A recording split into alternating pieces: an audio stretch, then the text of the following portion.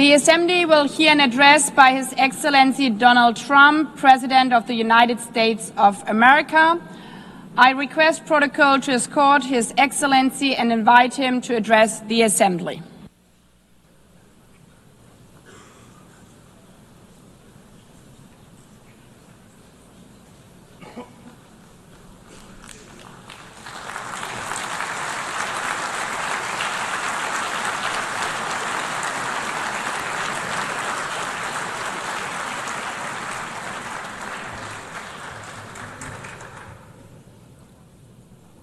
Thank you very much.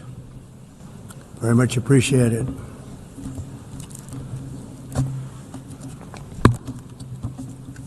And I don't mind making this speech without a teleprompter, because the teleprompter is not working. I feel very happy to be up here with you nevertheless, and that way you speak more from the heart. I can only say that whoever's operating this teleprompter is in big trouble.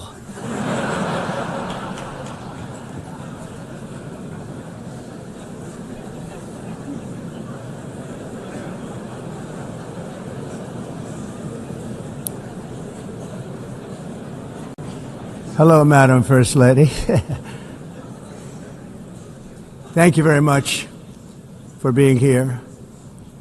And Madam President, Mr. Secretary General, First Lady of the United States, distinguished delegates, ambassadors, and world leaders. 6 years have passed since I last stood in this grand hall and addressed a world that was prosperous and at peace in my first term. Since that day, the guns of war have shattered the peace I forged on 2 continents. An era of calm and stability gave way to one of the great crises of our time. And here in the United States, 4 years of weakness, lawlessness, and radicalism under the last administration delivered our nation into a repeated set of disasters.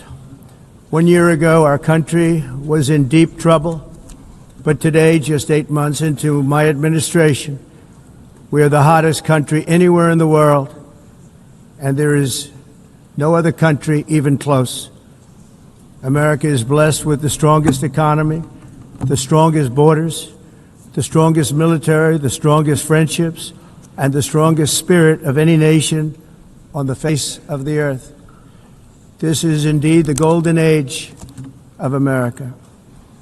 We are rapidly reversing the economic calamity we inherited from the previous administration, including ruinous price increases and record-setting inflation like we've never had before. Under my leadership, energy costs are down, gasoline prices are down, grocery prices are down, mortgage rates are down, and inflation has been defeated. The only thing that's up is the stock market, which just hit a record high. In fact, it hit a record high 48 times in the last short period of time. Growth is surging, manufacturing is booming. The stock market, as I said, is doing better than it's ever done. And all of you in this room benefit by that, almost everybody.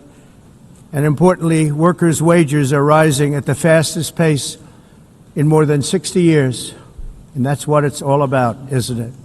In 4 years of President Biden, we had less than $1 trillion of new investment into the United States. In just 8 months since I took office, we have secured commitments and money already paid for $17 trillion.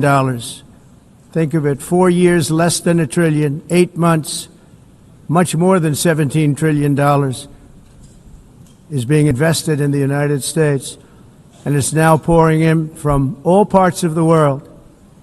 We've implemented the largest tax cuts in American history and the largest regulation cuts in American history, making this once and again the best country on earth to do business. And many of the people in this room are investing in America, and it's turned out to be an awfully good investment during this 8-month period. In my first term, I built the greatest economy in the history of the world. We had the best economy ever, history of the world. And I'm doing the same thing again, but this time it's actually much bigger and even better. The numbers far surpass my record-setting first term. On our southern border, we have successfully repelled a colossal invasion. And for the last 4 months, and that's 4 months in a row, the number of illegal aliens admitted and entering our country has been 0. Hard to believe, because if you look back just a year ago, it was millions and millions of people pouring in from all over the world, from prisons, from mental institutions, drug dealers. All over the world they came.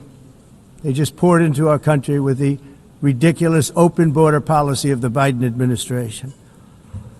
Our message is very simple. If you come illegally into the United States, you're going to jail, or you're going back to where you came from, or perhaps even further than that. You know what that means. I want to thank the country of El Salvador for the successful and professional job they've done in receiving and jailing so many criminals that entered our country.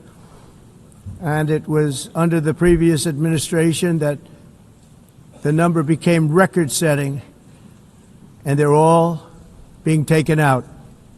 We have no choice. And other countries have no choice, because other countries are in the exact same situation with immigration. It's destroying your country, and you have to do something about it. On the world stage, America is respected again like it has never been respected before. You think about 2 years ago, 3 years ago, 4 years ago, or 1 year ago, we were a laughingstock all over the world. At the NATO summit in June, virtually all NATO members formally committed to increase defense spending at my request from 2% to 5% of GDP, making our alliance far stronger and more powerful than it was ever before. In May, I traveled to the Middle East to visit my friends and rebuild our partnerships in the Gulf and those valued relationships with Saudi Arabia, Qatar, and the UAE, and other countries are now, I believe, closer than ever before. My administration has negotiated one historic trade deal after another, including with the United Kingdom, the European Union, Japan, South Korea, Vietnam, Indonesia, the Philippines, Malaysia, and many, many others. Likewise, in a period of just 7 months, I have ended 7 unendable wars. They said they were unendable. You're never going to get them solved. Some were going for 31 years, 2 of them, 31, think of it, 31 years. One was 36 years. One was 28 years. I ended 7 wars. And in all cases, they were raging with countless thousands of people being killed. This includes Cambodia and Thailand, Kosovo and Serbia, the Congo and Rwanda, a vicious, violent war that was, Pakistan and India, Israel and Iran, Egypt and Ethiopia, and Armenia and Azerbaijan. It included all of them. No president or prime minister, and for that matter, no other country has ever done anything close to that. And I did it in just 7 months. It's never happened before. There's never been anything like that. I'm very honored to have done it. It's too bad that I had to do these things instead of the United Nations doing them. And sadly, in all cases, the United Nations did not even try to help in any of them.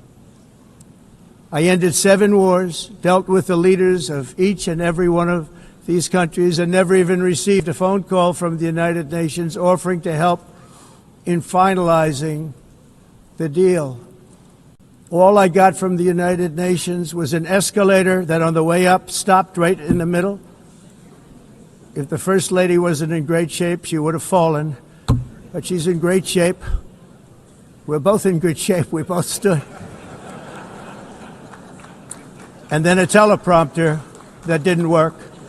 These are the two things I got from the United Nations, a bad escalator and a bad teleprompter. Thank you very much. And by the way, it's working now. It just went on. Thank you. I think I should just do it the other way. It's easier. Thank you very much. I didn't think of it at the time because I was too busy working to save millions of lives. That is the saving and stopping of these wars.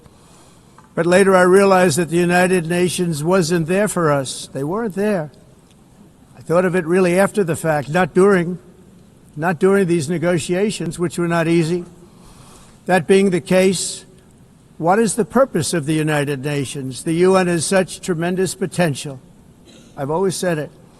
It has such tremendous, tremendous potential, but it's not even coming close to living up to that potential.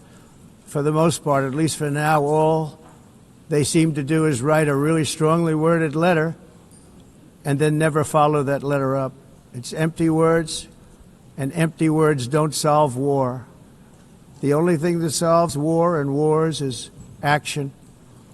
Now, after ending all of these wars and also earlier negotiating the Abraham Accords, which is a very big thing for which our country received no credit, never receives credit.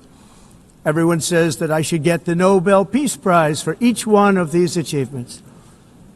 But for me, the real prize will be the sons and daughters who live to grow up with the mothers and fathers, because millions of people are no longer being killed in endless and unglorious wars. What I care about is not winning prizes, it's saving lives. We saved millions and millions of lives with the 7 wars. And we have others that we're working on, and you know that. Many years ago, a very successful real estate developer in New York, known as Donald J. Trump, I bid on the renovation and rebuilding of this very United Nations complex. I remember it so well. I said at the time that I would do it for $500 million, rebuilding everything. It would be beautiful. I used to talk about, I'm going to give you marble floors. They're going to give you terrazzo. I'm going to give you the best of everything. You're going to have mahogany walls. They're going to give you plastic. But they decided to go in another direction, which was much more expensive at the time, and which actually produced a far inferior product. And I realized that they did not know what they were doing when it came to construction, and that their building concepts were so wrong, and the product that they were proposing to build was so bad and so costly. It was going to cost them a fortune. And I said, and wait till you see the overruns. Well, I turned out to be right. They had massive cost overruns and spent between $2 and $4 billion on the building and did not even get the marble floors that I promised them. You walk on terrazzo. Do you notice that? As far as I'm concerned, frankly, looking at the building and getting stuck on the escalator, they still haven't finished the job. They still haven't finished. That was years ago. The project was so corrupt that Congress actually asked me to testify before them on the tremendous waste of money, because it turned out that they had no idea what it was, but they knew it was anywhere between $2 and $4 billion as opposed to $500 million with a guarantee. But they had no idea, and I said it cost much more than $5 billion. Unfortunately, many things in the United Nations are happening just like that, but on an even much bigger scale, much, much bigger. Very sad to see. Whether the UN can manage to play a productive role, I've come here today to offer the hand of American leadership and friendship to any nation in this assembly that is willing to join us in forging a safer, more prosperous world. And it's a world that we'll be much happier with. A dramatically better future is within our reach. But to get there, we must reject the failed approaches of the past and work together to confront some of the greatest threats in history. There is no more serious danger to our planet today than the most powerful and destructive weapons ever devised by man, of which the United States, as you know, has many. Just as I did in my first term, I've made containing these threats a top priority, starting with the nation of Iran. My position is very simple. The world's #1 sponsor of terror can never be allowed to possess the most dangerous weapon. That's why shortly after taking office, I sent the so-called Supreme Leader a letter making a generous offer. I extended a pledge of full cooperation in exchange for a suspension of Iran's nuclear program. The regime's answer was to continue their constant threats to their neighbors and U.S. interests throughout the region and some great countries that are right nearby. Today, many of Iran's former military commanders, in fact, I can say almost all of them, are no longer with us. They're dead. And 3 months ago, in Operation Midnight Hammer, 7 American B-2 bombers dropped the 14 30,000-pound each bombs on Iran's key nuclear facilities, totally obliterating everything. No other country on earth could have done what we did. No other country has the equipment to do what we did. We have the greatest weapons on earth. We hate to use them. But we did something that for 22 years people wanted to do. With Iran's nuclear enrichment capacity demolished, I immediately brokered an end to the 12-day war, as it's called, between Israel and Iran, with both sides agreeing to fight no longer. As everyone knows, I have also been deeply engaged in seeking a ceasefire in Gaza. Have to get that done. Have to get it done. Unfortunately, Hamas has repeatedly rejected reasonable offers to make peace. We can't forget October 7th, can we? Now, as if to encourage continued conflict, some of this body is seeking to unilaterally recognize a Palestinian state. The rewards would be too great for Hamas terrorists for their atrocities. This would be a reward for these horrible atrocities, including October 7th, even while they refuse to release the hostages or accept a ceasefire. Instead of giving to Hamas and giving so much, because they've taken so much, they have taken so much. This could have been solved so long ago. But instead of giving in to Hamas's ransom demands, those who want peace should be united with one message: release the hostages now. Just release the hostages now. Thank you.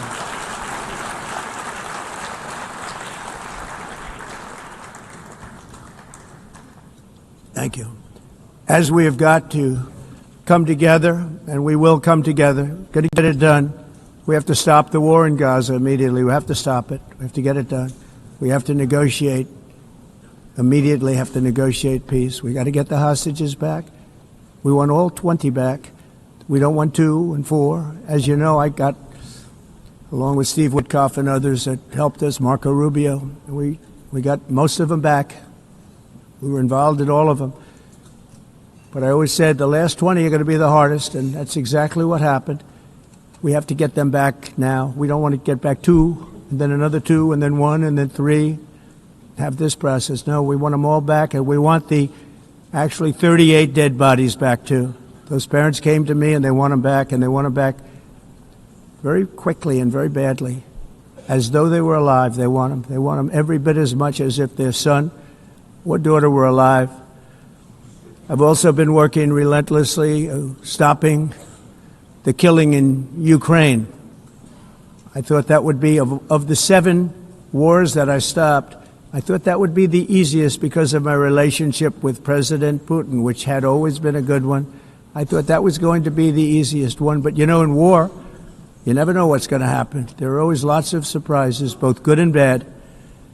Everyone thought Russia would win this war in 3 days. But it didn't work out that way. It was supposed to be just a quick little skirmish. It's not making Russia look good. It's making them look bad.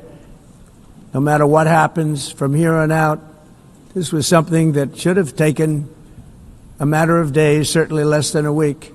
And they've been fighting for 3.5 years and killing anywhere from 5,000 to 7,000 young soldiers, mostly soldiers, on both sides every single week, from 5,000 to 7,000 dead young people, and some in cities, much smaller numbers, where rockets are shot, where drones are dropped. This war would never have started if I were president. This was a war that should have never happened. It shows you what leadership is, what bad leadership can do to a country. Look what happened to the United States, and look where we are right now in just a short period of time. The only question now is how many more lives will be needlessly lost on both sides. China and India are the primary funders of the ongoing war by continuing to purchase Russian oil. But inexcusably, even NATO countries have not cut off much Russian energy and Russian energy products, which, as you know, I found out about 2 weeks ago, and I wasn't happy. Think of it. They're funding the war against themselves. Who the hell ever heard of that one? In the event that Russia is not ready to make a deal to end the war, then the United States is fully prepared to impose a very strong round of powerful tariffs, which would stop the bloodshed, I believe, very quickly. But for those tariffs to be effective, European nations, all of you are gathered here right now, would have to join us in adopting the exact same measures. I mean, you're much closer to this. We have an ocean in between. You're right there. And Europe has to step it up. They can't be doing what they're doing. They're buying oil and gas from Russia while they're fighting Russia. It's embarrassing to them, and it was very embarrassing to them when I found out about it, I can tell you that. But they have to immediately cease all energy purchases from Russia. Otherwise, we're all wasting a lot of time. So I'm ready to discuss this. We're going to discuss it today with the European nations, all gathered here. I'm sure they're thrilled to hear me speak about it, but that's the way it is. I like to speak my mind and speak the truth. As we seek to reduce the threat of dangerous weapons today, I'm also calling on every nation to join us in ending the development of biological weapons once and for all. And biological is terrible, and nuclear is even beyond, and we include nuclear in that. We want to have a cessation of the development of nuclear weapons. We know, and I get to view it all the time. Sir, would you like to see? And I look at weapons that are so powerful that we just can't ever use them. If we ever use them, the world literally might come to an end. There would be no United Nations to be talking about. There would be no nothing. Just a few years ago, reckless experiments overseas gave us a devastating global pandemic. Yet despite that worldwide catastrophe, many countries are continuing extremely risky research into bioweapons and man-made pathogens. This is unbelievably dangerous. To prevent potential disasters, I'm announcing today that my administration will lead an international effort to enforce biological weapons convention, which is going to be meeting with the top leaders of the world by pioneering an AI verification system that everyone can trust. Hopefully the UN can play a constructive role, and it will also be one of the early projects under AI. Let's see how good it is, because a lot of people are saying it could be one of the great things ever, but it also can be dangerous, but it can be put to tremendous use and tremendous good, and this would be an example of that. Not only is the UN not solving the problems it should, too often, it's actually creating new problems for us to solve. The best example is the number one political issue of our time, the crisis of uncontrolled migration. It's uncontrolled. Your countries are being ruined. The United Nations is funding an assault on Western countries and their borders. In 2024, the UN budgeted $372 million in cash assistance to support an estimated 624,000 migrants journeying into the United States. Think of that. The UN is supporting people that are illegally coming into the United States, and then we have to get them out. The UN also provided food, shelter, transportation, and debit cards to illegal aliens. Can you believe that? On the way to infiltrate our southern border. Millions of people came through that southern border. Just a year ago, millions and millions of people were pouring in, 25 million altogether over the 4 years of the incompetent Biden administration. And now we have it stopped, totally stopped. In fact, they're not even coming anymore because they know they can't get through. But what took place is totally unacceptable. The UN is supposed to stop invasions, not create them and not finance them. In the United States, we reject the idea that mass numbers of people from foreign lands can be permitted to travel halfway around the world, trample our borders, violate our sovereignty, cause unmitigated crime, and deplete our social safety net. We have reasserted that America belongs to the American people, and I encourage all countries to take their own stand in defense of their citizens as well. You have to do that because I see it. I'm not mentioning names. I see it, and I can call every single one of them out. You're destroying your countries. They're being destroyed. Europe is in serious trouble.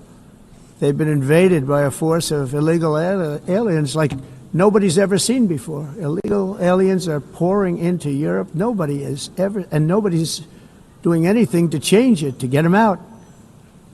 It's not sustainable.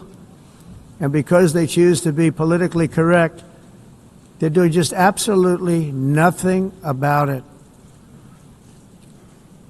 And I have to say, I look at London where you have a terrible mayor, terrible mayor.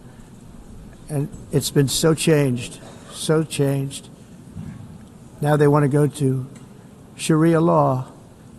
But you're in a different country. You can't do that. Both the immigration and their suicidal energy ideas will be the death of Western Europe if something is not done immediately. This cannot be sustained. What makes the world so beautiful is that each country is unique.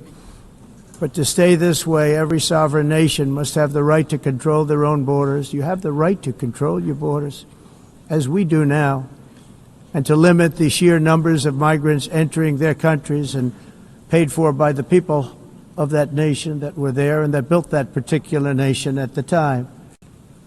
They put their blood, sweat, tears, money into that country, and now they're being ruined.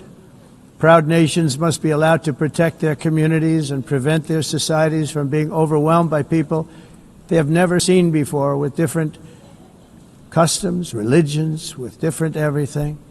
Where migrants have violated laws, lodged false asylum claims, or claimed refugee status for illegitimate reasons, they should, in many cases, be immediately sent home. And while we will always have a big heart for places and people that are struggling and truly compassionate, answers will be given. We have to solve the problem, and we have to solve it in their countries, not create new problems in our countries. And we are very helpful to a lot of countries that are just not able to send their people anymore. They used to send them to us in caravans of 25,000, 30,000 people each. These massive caravans of people pouring into our country, totally unchecked and unvetted. But not anymore. According to the Council of Europe in 2024, almost 50% of inmates in German prisons were foreign nationals or migrants. In Austria, the number was 53% of the people in prisons were from places that weren't from where they are now. In Greece, the number was 54%, and in Switzerland, beautiful Switzerland, 72% of the people in prisons are from outside of Switzerland. When your prisons are filled with so-called asylum seekers who repaid kindness, and that's what they did, they repaid kindness with crime, it's time to end the failed experiment of open borders. You have to end it now. See, I can tell you. I'm really good at this stuff. Your countries are going to hell. In America, we've taken bold action to swiftly shut down uncontrolled migration. Once we started detaining and deporting everyone who crossed the border, and removing illegal aliens from the United States, they simply stopped coming. They're not coming anymore. We're getting a lot of credit, but they're not coming anymore. This was a humanitarian act for all involved, because on the trips up, thousands of people a week were dying. Women were being raped. Nobody's ever seen anything like it. Raped, horribly beaten, raped. On the trip up, the journey up, it was a long walk. It was a long, arduous journey, indeed. And it was also a historic victory against human trafficking throughout the region. What we did was a victory, and we saved so many lives of people that wouldn't make the journey. That journey was loaded up with death. Loaded up with death. Dead bodies all along the roads of jungles to get up. They go through jungles, they go through areas so hot you couldn't breathe. They were dying of suffocation, areas so hot that you couldn't breathe. Dead bodies all over. By them not coming, we're saving tremendous numbers of lives. My people have done a fantastic job in doing what they did, and the American public agrees with it. I mean, I was very proud to see this morning I have the highest poll numbers I've ever had. Part of it is because of what we've done on the border. I guess the other part is what we've done on the economy. Joe Biden's policies empowered murderous gangs, human smugglers, child traffickers, drug cartels, and prisoners from all over the world. The previous administration also lost nearly 300,000 children. Think of that. They lost more than 300,000 children, little children, who were trafficked into the United States on the Biden watch, many of whom have been raped, exploited, and abused, and sold. Sold. Nobody talks about that. The fake news doesn't write about it. With many others, young children who are missing or dead. And we found a lot of these children, and we're sending them back, and we've been sending them back to their parents. They said, nobody knows who they are. They said, where do you come from? And they'll give us a country, and we'll find out, and we'll figure it out, and we'll bring them back to their homes. And the mother and father rush to the door, and their tears in their eyes. They can't believe that they're seeing their son or daughter, their little son or daughter again. We've done almost 30,000 of them so far. Any system that results in the mass trafficking of children is inherently evil. Yet that is exactly what the globalist migration agenda has done, and it's what it's all about. In America, those days, as you know, are over. The Trump administration is working, and we are continuing to work to track down the villains that are causing this problem, and also, as I said, to get back the 30,000 we've already returned. Now I think we're going to have another. We're going to find a lot. You're not going to find all of them. 300, more than 300,000. They're lost or they're dead. They're lost or they're dead because of the animals that did this. To protect our citizens, I've also designated multiple savage drug cartels as far as and you see this, and you see it happening right before your eyes. Let's put it this way. People don't like taking big loads of drugs in boats anymore. There aren't too many boats that are traveling on the seas by Venezuela. They tend not to want to travel very quickly anymore. And we've virtually stopped drugs coming into our country by sea. We call them the water drugs. They kill hundreds of thousands of people. I've also designated multiple savage drug cartels as far as foreign terrorist organizations, along with two bloodthirsty transnational gangs, probably the worst gangs anywhere in the world, MS-13 and Tren de Aragua. Tren de Aragua is from Venezuela, by the way. Such organizations torture, maim, mutilate, and murder with impunity. They're the enemies of all humanity. And for this reason, we've recently begun using the supreme power of the United States military to destroy Venezuelan terrorists and trafficking networks led by Nicolas Maduro. To every terrorist thug smuggling poisonous drugs into the United States of America, please be warned that we will blow you out of existence. That's what we're doing. We have no choice. Can't let it happen. They're destroying I believe we lost 300,000 people last year to drugs, 300,000. Fentanyl and other drugs. Each boat that we sink carries drugs that would kill more than 25,000 Americans. We will not let that happen. Energy is another area where the United States is now thriving like never before. We're getting rid of the falsely named renewables. By the way, they're a joke. They don't work. They're too expensive. They're not strong enough to fire up the plants that you need to make your country great. The wind doesn't blow. Those big windmills are so pathetic and so bad, so expensive to operate. And they have to be rebuilt all the time, and they start to rust and rot. Most expensive energy ever conceived, and it's actually energy. You're supposed to make money with energy, not lose money. You lose money, the governments have to subsidize. You can't put them out without massive subsidies. And most of them are built in China, and I give China a lot of credit. They build them, but they have very few wind farms. So why is it that they build them and they send them all over the world, but they barely use them? You know what they use? Coal. They use gas. They use almost anything, but they don't like wind. But they sure as hell like selling the windmills. Europe, on the other hand, has a long way to go, with many countries being on the brink of destruction because of the green energy agenda. And I give a lot of credit to Germany.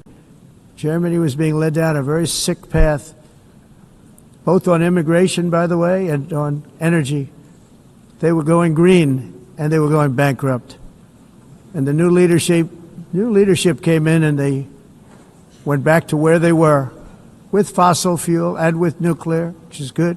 It's now safe, and you can do it properly. But they went back to where they were, and they opened up a lot of different plants, energy-producing plants, and they're doing well. I give Germany a lot of credit for that. They've said this is a disaster, what's happening. They were going all green. All green is all bankrupt. That's what it represents. And it's not politically correct. I'll be very badly criticized for saying it, but I'm here to tell the truth. I don't care. It doesn't matter to me. I'm in New York City. I'm feeling a lot safer. Crime, we're getting crime down. And by the way, speaking of crime, Washington, D.C. Washington, D.C. was the crime capital of America. Now it's after 12 days, it's a totally safe city. Everyone's going out to dinner. They're going out to restaurants. Your wife can walk down the middle of the street with or without you. Nothing's going to happen. My people have done a fantastic job. And yes, I called in the National Guard, and the National Guard took care of business, and they weren't politically correct, but they took care of business. We got 1,700 career criminals out, brought them back to where they came from, the countries where they came from, or put them in jails. Washington, D.C. is now a totally safe city again, and I welcome you to come. In fact, we'll have dinner together at a local restaurant, and we'll be able to walk. We don't have to go by an armor-plated vehicle. We'll walk right over there from the White House. They've given up their powerful edge, a lot of the countries that we're talking about, in oil and gas, such as essentially closing the great North Sea oil. Oh, the North Sea, I know it so well. Aberdeen was the oil capital of Europe, and there's tremendous oil that hasn't been found in the North Sea. Tremendous oil. And I was with the Prime Minister I respect and like a lot, and I said, you're sitting with the greatest asset. They essentially closed it by making it so highly taxed that no developer, no oil company can go there.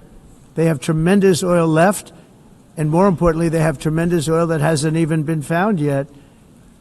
And what a tremendous asset for the United Kingdom.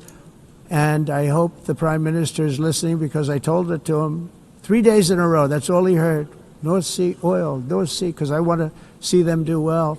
I want to stop seeing them ruining that beautiful Scottish and English countryside with windmills and massive solar panels that go 7 miles by 7 miles, taking away farmland. But we're not letting this happen in America. In 1982, the executive director of the United Nations Environmental Program predicted that by the year 2000, climate change would cause a global catastrophe. He said that it will be irreversible, as any nuclear holocaust would be. This is what they said at the United Nations. What happened? Here we are. Another UN official stated in 1989 that within a decade, entire nations could be wiped off the map by global warming. Not happening. You know, it used to be global cooling. If you look back years ago in the 1920s and the 1930s, they said, global cooling will kill the world. We have to do something. Then they said global warming will kill the world. But then it started getting cooler, so now they could just call it climate change, because that way they can't miss. It's climate change.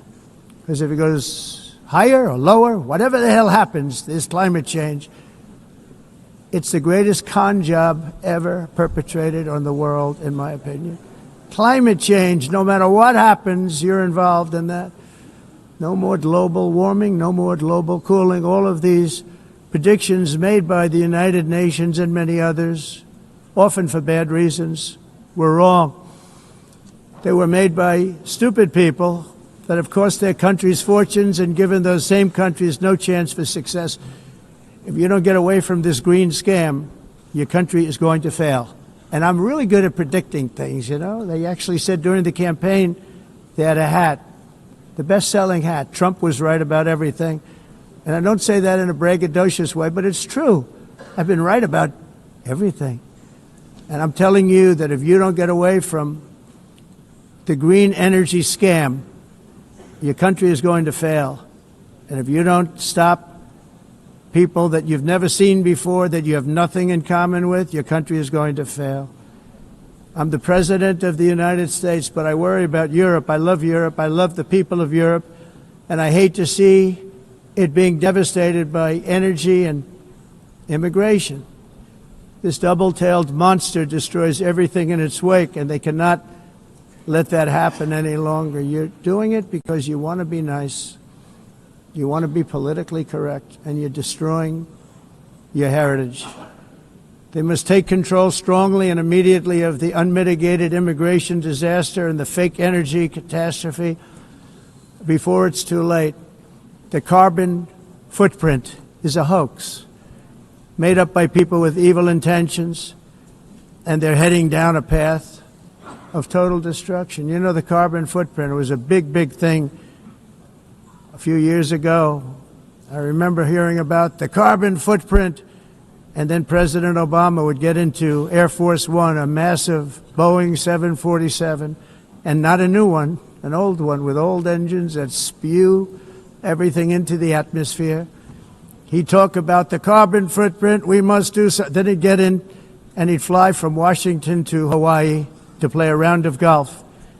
And then he'd get back onto that big, beautiful plane and he'd fly back and he'd talk about, again, global warming and the carbon footprint. It's a con job.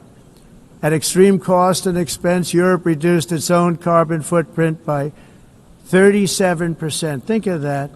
Congratulations, Europe. Great job. You cost yourself a lot of jobs, a lot of factories closed, but you reduced the carbon footprint by 37%. However, for all of that sacrifice and much more, it's been totally wiped out and then some by a global increase of 54%. Much of it coming from China and other countries that are thriving around China, which now produces more CO2 than all the other developed nations in the world. So all of these countries are working so hard on the carbon footprint, which is nonsense, by the way. It's nonsense. You know, it's interesting.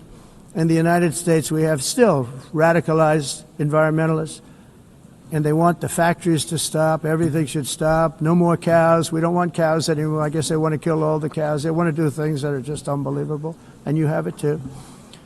But, you know, we have a border, strong, and we have a shape, and that shape doesn't just go straight up. That shape is amorphous when it comes to the atmosphere.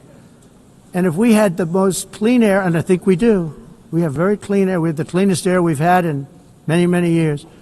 But the problem is that other countries, like China, which has air that's a little bit rough, it blows And no matter what you're doing down here, the air up here tends to get very dirty because it comes in from other countries where their air isn't so clean. And the environmentalists refuse to acknowledge that. Same thing with garbage. In Asia, they dump much of their garbage right into the ocean. And over about a 1 week and 2 week journey, it flows right past Los Angeles. You've seen it. Massive amounts of garbage, almost too much to do anything about, flowing past Los Angeles, past San Francisco, and then somebody will get in trouble because he dropped a cigarette on the beach. The whole thing is crazy. The primary effect of these brutal green energy policies has not been to help the environment, but to redistribute manufacturing and industrial activity from developed countries that follow the insane rules that are put down to polluting countries that break the rules and are making a fortune. They're making a fortune. European electricity bills are now 4 to 5 times more expensive than those in China, and 2 to 3 times higher than the United States. And our bills are coming way down. You probably see that our gasoline prices are way down. You know, we have an expression, drill, baby, drill, and that's what we're doing. We're going to be much lower in a year from now. But they've come way down over the last year. As a result, every air conditioner is like very uncommon to see one in some of these countries because the electric costs are so high. So while the U.S. has approximately 1,300 heat-related deaths annually, that's a lot, Europe loses more than 175,000 people to heat deaths each year because the costs are so expensive you can't turn on an air conditioner. What is that all about? That's not Europe. That's not the Europe that I love and know. All in the name of pretending to stop the global warming hoax. The entire globalist concept of asking successful industrialized nations to inflict pain on themselves and radically disrupt their entire societies must be rejected completely and totally, and it must be immediate. That's why in America I withdrew from the fake Paris Climate Accord, where, by the way, America was paying so much more than every country. Others weren't paying. China didn't have to pay until 2030. Russia was given an old standard that was easy to meet, a 1990 standard. But for the United States, we're supposed to pay like $1 trillion. And I said, this is another scam. The fact is, the United States has been taken advantage of by the world for many, many years, but not any longer, as you probably noticed.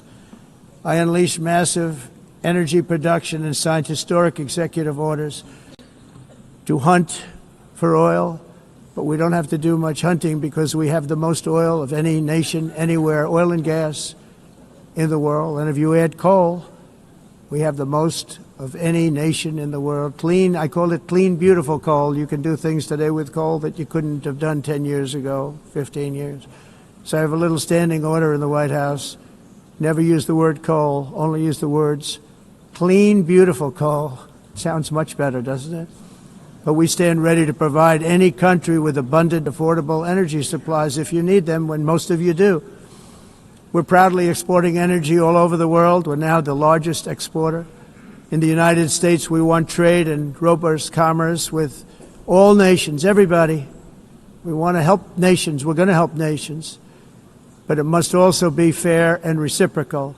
The challenge with trade is much the same with climate. The countries that followed the rules, all their factories have been plundered.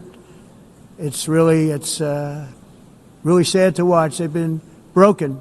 They've been broken by countries that broke the rules. That's why the United States is now applying tariffs to other countries, and much as these tariffs were for many years applied to us, uncontrollably applied to us.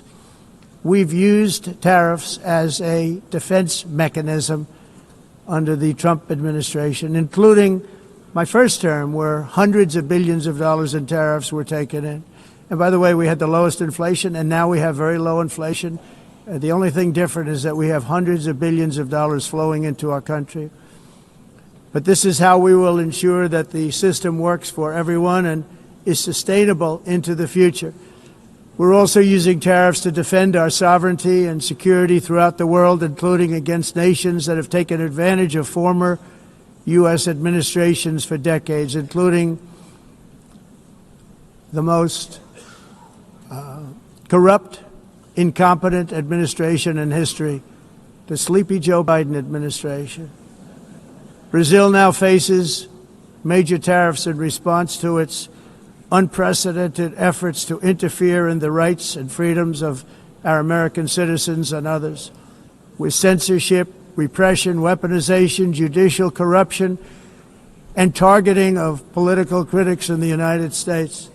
I have a little problem saying this because I must tell you, I was walking in and the leader of Brazil was walking out. We saw him and I saw him, he saw me, and we embraced. And then I'm saying, can you believe I'm going to be saying this in just 2 minutes? But we actually agreed that we would meet next week. We didn't have much time to talk, like about 20 seconds. They were in retrospect, I'm glad I waited because this thing didn't work out too well. But we did talk, we had a good talk, and we agreed to meet next week, if that's of interest. But he seemed like a very nice man, actually. He liked me, I liked him.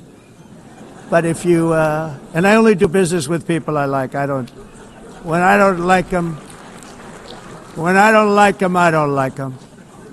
But we had, at least for about 39 seconds, we had excellent chemistry. It's a good sign. But also in the past, Brazil, can you believe this, unfairly tariffed our nation, but now because of our tariffs, we are hitting them back, and we're hitting them back very hard. As president, I will always defend our national sovereignty and the rights of American citizens. So I'm very sorry to say this, that Brazil is doing poorly and will continue to do poorly. They can only do well when they're working with us. Without us, they will fail, just as others have failed. It's true. Next year, the United States will celebrate the 250th anniversary of our glorious independence, a testament to enduring power and American freedom and spirit. We will also be proudly hosting the 2026 FIFA World Cup, and shortly thereafter, the 2028 Olympics, which is going to be very exciting. I hope you all come.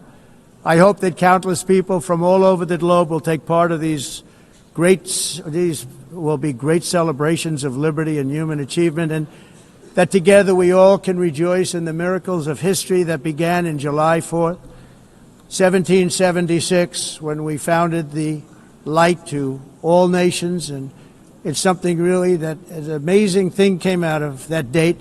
It's called the United States of America. In honor of this momentous anniversary, I hope that all countries who find inspiration in our example will join us in renewing our commitment, values, and those values really that we hold so dear. Together, let us defend free speech and free expression. Let us protect religious liberty, including for the most persecuted religion on the planet today. It's called Christianity. And let us safeguard our sovereignty and cherish qualities that have made each of our nations so special, incredible, and extraordinary. In closing, I just want to repeat that immigration and the high cost of so-called green renewable energy is destroying a large part of the free world and a large part of our planet. Countries that cherish freedom are fading fast because of their policies on these two subjects. You need strong borders and traditional energy sources if you are going to be great again. Whether you have come from north or south, east or west, near or far, every leader in this beautiful hall today represents a rich culture, a noble history, and a proud heritage that makes each nation majestic and unique, unlike anything else in human history or any other place on the face of the earth. From London to Lima, from Rome to Athens, from Paris to Seoul, from Cairo to Tokyo and Amsterdam to right here in New York City, we stand on the shoulders of the leaders and legends, generals and giants, heroes and titans who won and built our beloved nations, all of our nations, with their own courage, strength, spirit, and skill. Our ancestors climbed mountains, conquered oceans, crossed deserts, and trekked over wide open plains. They charged into thunderous battles, plunged into grave dangers, and they were soldiers and farmers and workers and warriors and explorers and patriots. They built towns into cities, tribes into kingdoms, ideas into industries, and small islands into mighty empires. You're a part of all of that. They were champions for their people who never gave up and who never, ever gave in. Their values defined our national identities. Their visions forged our magnificent destiny. Everybody in this room is a part of it in your own way.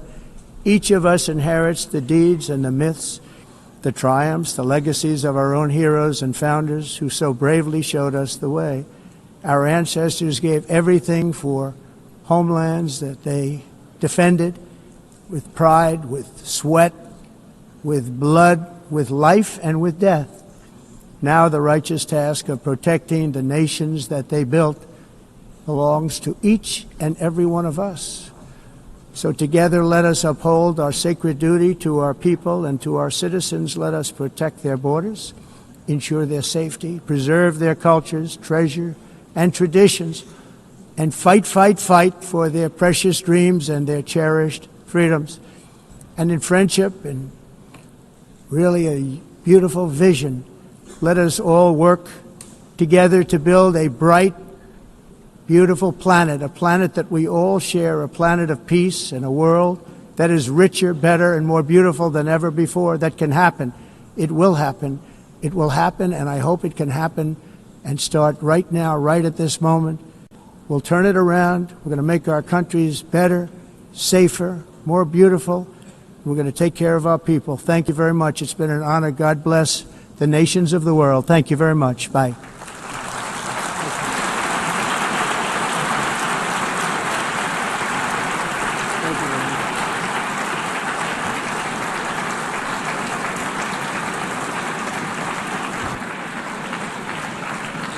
On behalf of the Assembly, I wish to thank the President of the United States,